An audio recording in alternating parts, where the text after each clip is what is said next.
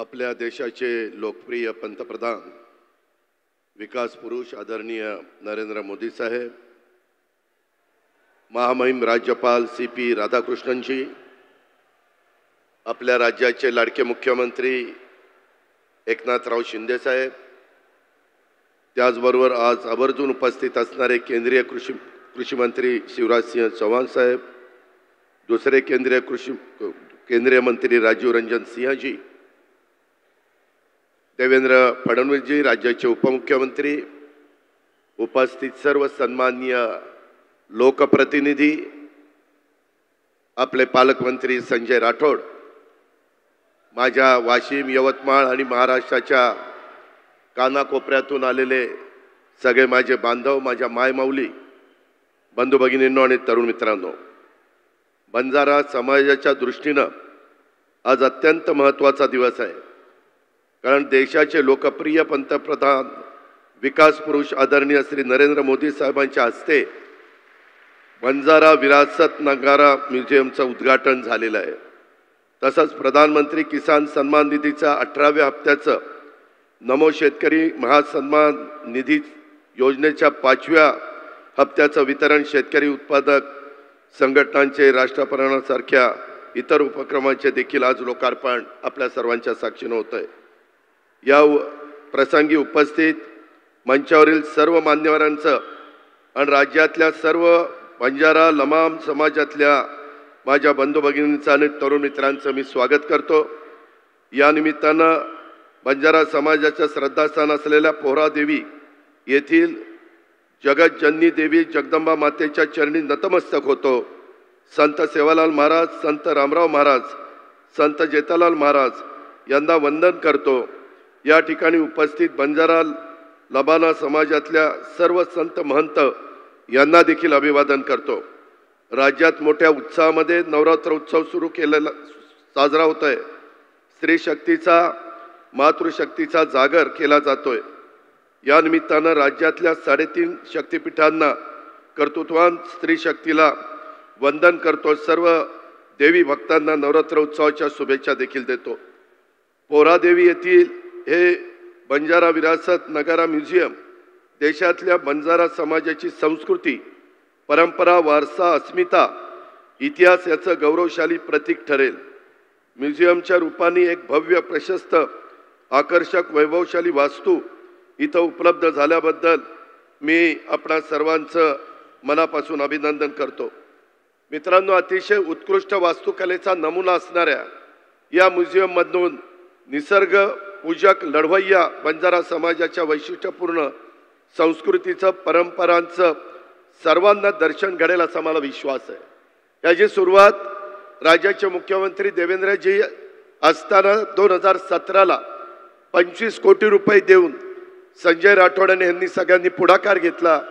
इथल्या सगळ्या सहकारी मित्रांनी सपोर्ट केला आणि नंतर ज्यावेळेस देवेंद्र परत इथं आले त्यांनी 25 कोटीच्या नंतर 100 कोटी रुपये जाहीर केले.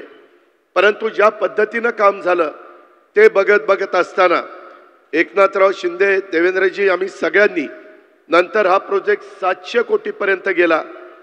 पैशाला महत्त्व नाही, पण ज्या दर्जाचं काम झालेलं आहे त्याबद्दल मी एकनाथराव शिंदेजी, देवेंद्र फडणवीसजी, संजय राठोडजी आणि जे कॉन्ट्रॅक्टर आहेत, जे आर्किटेक्ट आहे आणि आपण सगळे सहकारी यांचं मनापासून अभिनंदन करतो.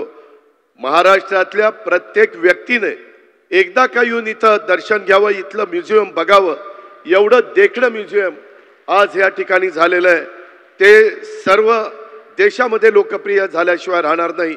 माझी आपल्याला विनंती आहे, आपण शिस्तीचे भोगते आहोत. आल्यानंतर आपण जरा खुर्च्यावर उभा होता हे बरोबर नाही. आपण शिस्त पाळली पाहिजे. देशाचे पंतप्रधान आज 140 कोटी जनतेचं नेतृत्व करतायत. ते आपल्याकडे आलेले आहेत. आपण त्यांचा आदर ठेवला पाहिजे. आपण त्यांचा त्या ठिकाणी सन्मान ठेवला पाहिजे. आणि आज हे काम चाललेलं आहे. मंदिराचं काम देखील पूर्ण होईल. तुम्ही काळजी करू नका. माझ्यानंतर मुख्यमंत्री सांगतीलच, देवेंद्रजी सांगतील, पण राज्याचा उपमुख्यमंत्री म्हणून मी तुम्हाला शब्द देतो, सरकारच्या वतीनं इथून पुढे हे काम पूर्ण होण्याच्या करता कोणत्याही प्रकारचा निधी कमी पडणार नाही हा शब्द मी आपल्याला सगळ्यांना देतो। राज्यामध्ये अनेक कामं होतात, परंतु इतका उत्कृष्ट कामाचा नमुना मलाही ते पाहिल्यानंतर मनापासूनचा आनंद वाटला। आज मला स्वर्गीय वसंतराव नाईक साहेबांचे आणि स्वर्गीय सुधाकर नाईकांची आठवण आल्याशिवाय राहत नाही।